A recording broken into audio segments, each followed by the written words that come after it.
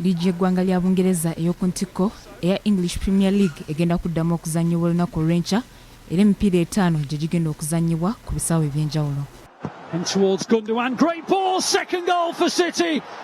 Omupiira ogugenda okusookawo gugenda kubeera wakati wa ttiimu ya Aston Villa ng'Ettunka ne Arsenal ku kisaawe kya Villa Park era gugenda kutandika ku ssaawa 9:30 ez'emisana.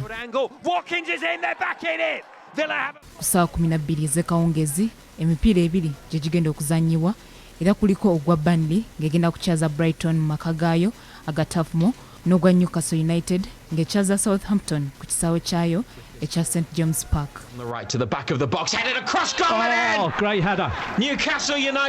Ku ssaawa 2:30 ez'ekiro omupiira gumu gwe gugenda okuzannyibwa era gugenda kubeera wakati wa Fulham ng'Ettunka ne West Ham United mu maka gaayo aga Craven Cottage. Omupiira ogugenda okusembayo gugenda kubeera wakati wa Manchester United ng'ekyaza Everton mu maka gaayo aga Old Trafford era gugenda kutandika ku ssaawa 5 ez'ekiro.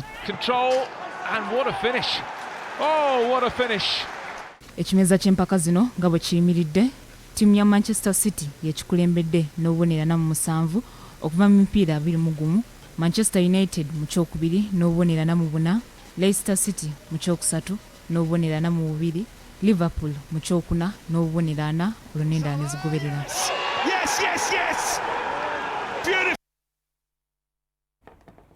Tufundikidde Gambuuze